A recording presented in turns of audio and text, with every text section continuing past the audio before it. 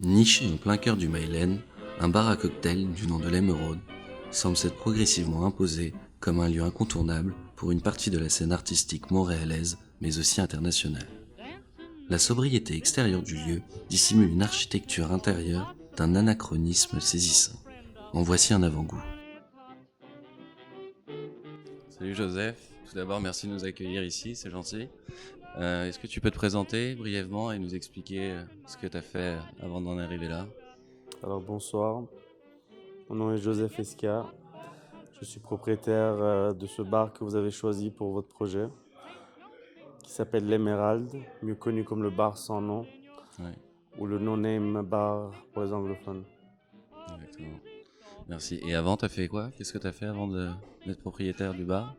En principe, j'ai vraiment toujours été dans la scène nocturne. Ok, Depuis l'âge de 19 ans, j'ai ok, commencé comme promoteur d'événements, de soirées dans des boîtes de nuit. d'accord, J'ai ouvert ma première boîte en 2004 à l'âge de 24 ans. ok, Depuis, j'en ai eu trois. Et ceci est le quatrième. C'est mon quatrième bar. ok, super. Et ça fait combien de temps que t'es propriétaire de l'Emeraude? Ça fait exactement 3 ans et demi. D'accord. Et moi, je trouve que quand on rentre ici, l'atmosphère du bar, elle est vraiment particulière. On a vraiment l'impression d'entrer dans un univers différent. Est-ce que c'est toi qui as pensé à la décoration? Et si oui, quelles sont tes inspirations? La décoration, je m'en suis occupé. J'ai travaillé avec ce que j'avais sous les mains. Mhm. Tout a une histoire. Ce sofa était chez moi, dans mon salon. Les tapis appartenaient à mes parents. Ok, C'est des tapis perses. Les sofas en sectionnel viennent de mes locataires. Un autre de mes locataires qui m'a donné ceci comme cadeau. Le bar a été construit avec des pièces de table de billard qui étaient abandonnées dans le sous-sol. Comme ici, ok, c'était anciennement un salon de billard. Mais il y avait toujours une idée, c'était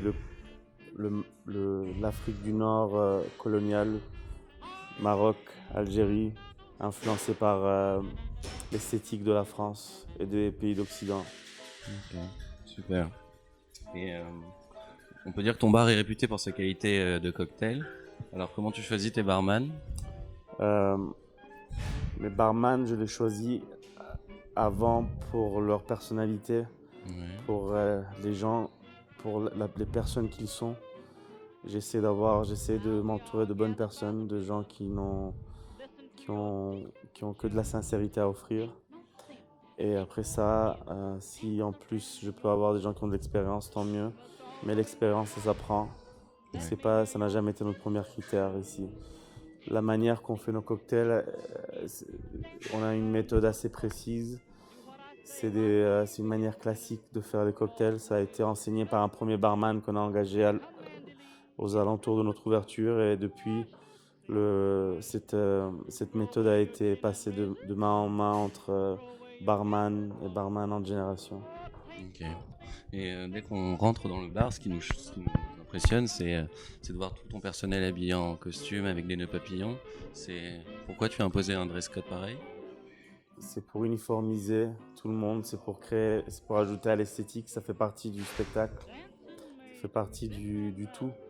Vous imaginez rentrer dans ce bar et si les barman ne seraient pas habillés en costume, on peut dire que ça enlèverait déjà 50% de l'effet. Ouais, ça enlèverait du charme en fait. D'accord. Et donc c'est pas trop épuisant d'être présent tous les soirs? Comment tu fais pour gérer avec ta vie personnelle en fait? En effet, c'est épuisant. Comme toute autre entreprise, ça demande aussi des heures de bureau, donc il faut être ici le jour. Malheureusement, ça limite nos heures de sommeil.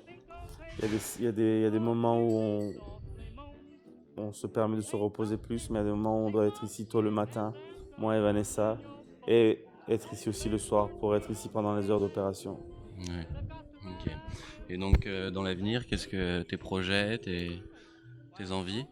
À, la à la base, m- mon intention d'ouvrir cet endroit était de rencontrer les gens qui pourraient m'amener plus loin dans les projets qui m'intéressent, dont Hmm. le design, le cinéma et la musique. Design, D'accord. c'est-à-dire architecture aussi. Et c'est ce que je suis en train de faire. Je me fais beaucoup contacts et des relations avec des gens avec qui j'aimerais travailler dans le futur pour établir ce genre d'entreprise dans ces disciplines. D'accord. C'est très gentil de nous avoir reçus en tout cas. Et Je on vous souhaite remercie. beaucoup de réussite pour ce que tu entreprendras. Merci Joseph. Merci à toi, Nicolas.